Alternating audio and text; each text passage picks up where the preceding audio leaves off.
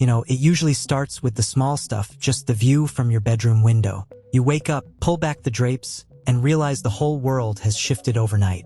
The front steps? Gone. That lump in the driveway under the white mound? That's your car. Ice has crawled up the doors like a suit of clear armor. And the wind, it isn't just blowing. It's howling around the corners, shaking the frame of the house, and driving the snow sideways across the street. Your phone starts buzzing with emergency weather alerts. And for the first time, it hits you. This isn't just another winter storm. Before the heavy snow even got here, the ice took over. The trees outside look incredible, coated in glass, right up until you hear it, the sharp crack of a heavy branch snapping under the weight. The lights flicker, then die. The hum of the furnace stops.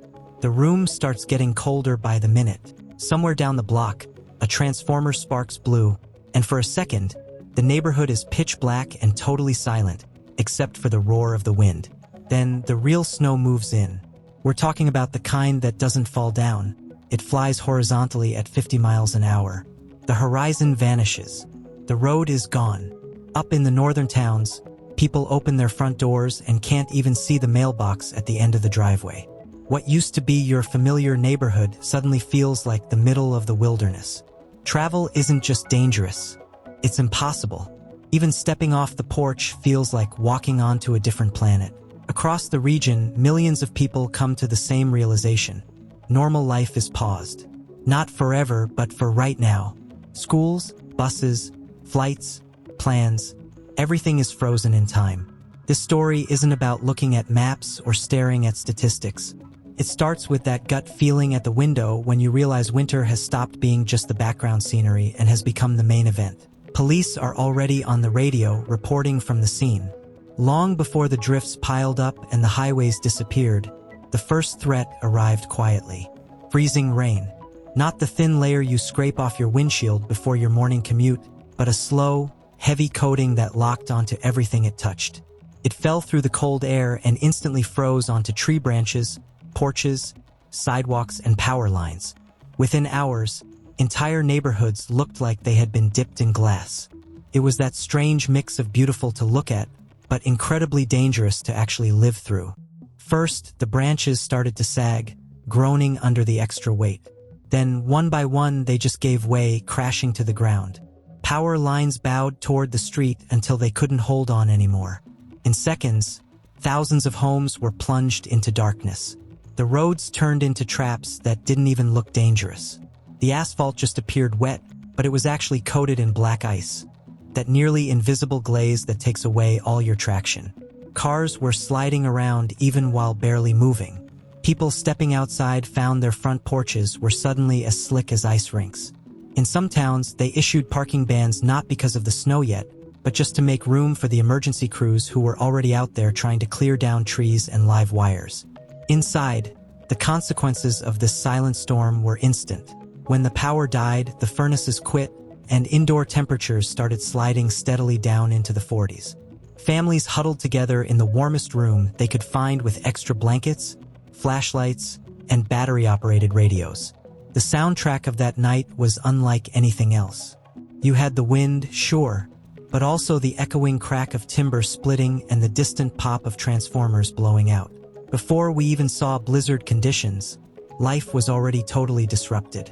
This was the part of the storm people didn't see coming, the part without the massive snow drifts or whiteouts. Yet, that was the moment the region realized winter had shifted from a routine season to a crisis. And just after the ice had finished tearing down trees and cutting power to entire neighborhoods, the storm shifted gears again. The wind picked up first, a deep, steady roar that rattled the windows and made the rooftops groan. Then came the snow. We aren't talking about gentle flakes here. It came in thick sheets, driven sideways at nearly 50 miles an hour. What had been a familiar street just minutes ago vanished. The snow didn't just fall, it moved. It raced across open fields and highways like sand blowing across a desert. Up in northern Ontario, around places like Timmins, the snowfall totals climbed past 20 inches. But honestly, people noticed the blindness more than the depth. The horizon just deleted itself. The sky and the ground blended into one endless white wall. That was the moment this weather system officially became a blizzard. Visibility dropped to near zero. If you had headlights on, they just lit up the swirling snow a few feet in front of you, like trying to shine a flashlight into thick smoke. Road signs? Gone. Fences? Gone. In some spots, even the edges of houses faded away into the blowing white. People who have lived through decades of harsh Canadian winters were all saying the same thing. I have never seen it like this. The plows tried to keep up, blades scraping the pavement and engines straining against the wind. But the second they cleared a lane, it filled right back in. Drifts were piling up as high as the hoods of cars. Doors froze shut under packed snow and wind-blown ice. Schools and businesses didn't just close out of caution. They closed because getting anywhere was physically impossible. If you were caught outside, every movement became a calculation. Can you see where you're walking? Can you tell which way the wind is blowing? Could you even find your car again if you stepped away from it? The blizzard didn't just change the landscape, it erased it. And along with it went that sense of direction and control we usually take for granted. When storms happen in the summer, a power outage is just an inconvenience. But in the middle of winter, it becomes something entirely different. As the ice and snow swept across the region, thousands of homes went dark. And with that darkness came the cold. Within hours, indoor temperatures slid into the 40s and just kept falling. The moment the power cuts, the house changes. The furnace goes quiet. The refrigerator stops humming. All those little background noises, fans, heaters, electronics, they just fade away until the only thing left is the sound of the wind outside. Families ended up camping out in their own living rooms, piling on blankets and layers, turning a single room into a makeshift shelter inside their own home. The hardest part wasn't the cold. It was not knowing how long it would last. Utility crews were out there working nonstop, but the roads were a mess of downed trees, deep drifts, and lines heavy with ice. Every repair took time. Inside, people started rationing their phone batteries, checking for updates only when they absolutely had to. If you had a gas stove, that became your source of heat. If you had a fireplace, it suddenly became the most valuable thing you owned. Out in the rural areas where neighbors are miles apart, that isolation felt a lot sharper. Seeing a flicker of light return to a house down the road was the only sign of hope, even if you were still sitting in the dark. The cold was relentless. You could actually see your breath inside your own home. You worried about pipes freezing. Pets curled up tight against their owners for warmth. Kids kept asking, "When's the power coming back?"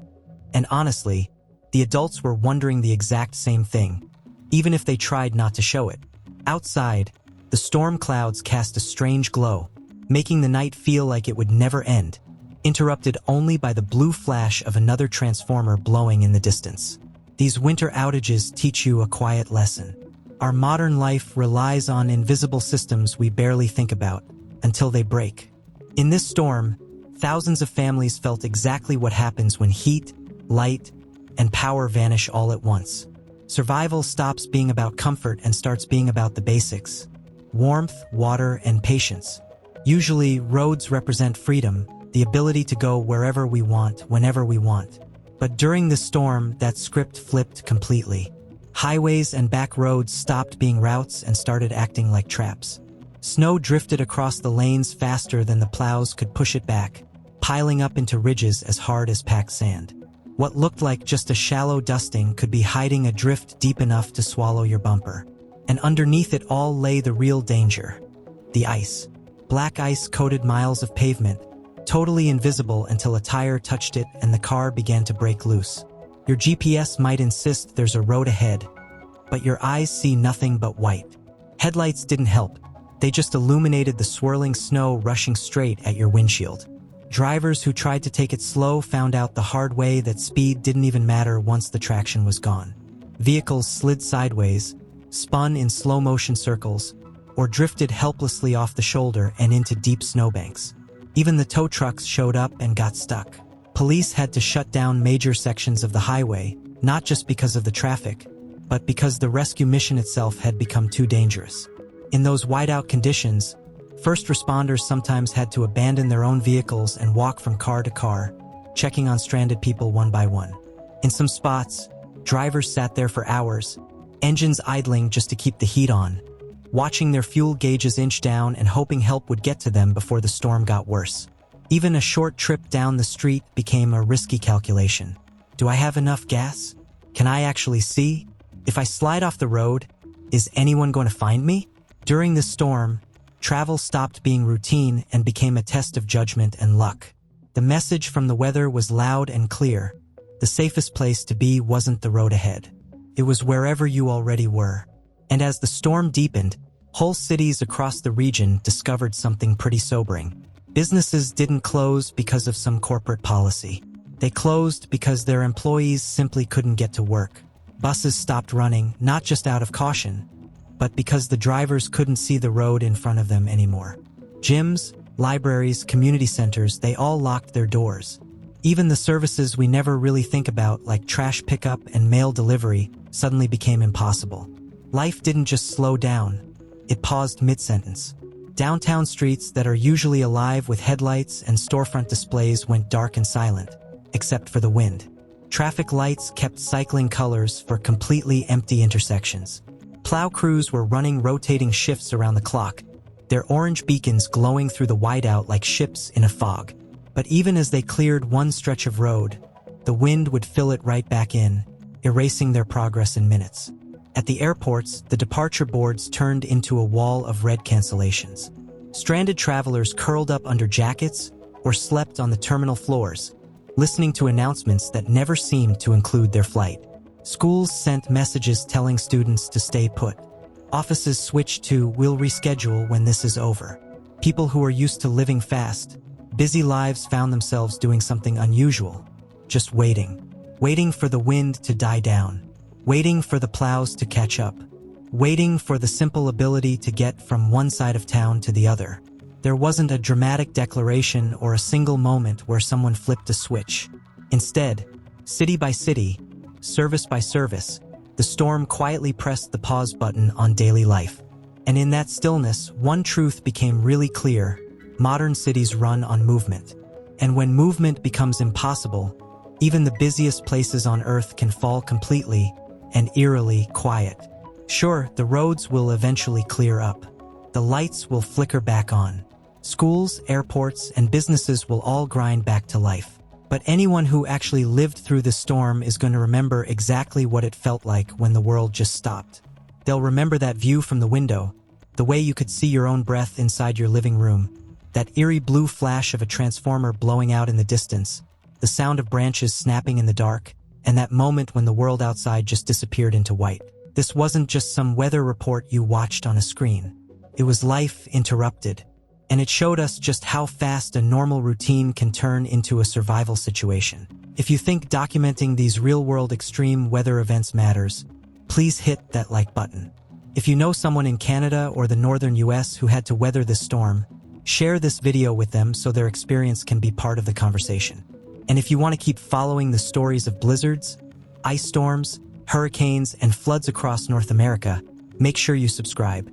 We are here to cover the storms that actually change how people live. Now, we want to hear from you. Have you ever been stuck in the dark during a major winter storm? How did you handle it? And be honest, which one scares you more, deep snow or thick ice? If you liked the analysis in this video, make sure you subscribe to the channel. Please share this video with your friends, family members, and relatives. And finally, if you found this report helpful, please hit the like button. This helps us beat the algorithm and ensures this truth reaches more people who need to hear it. Thank you for watching.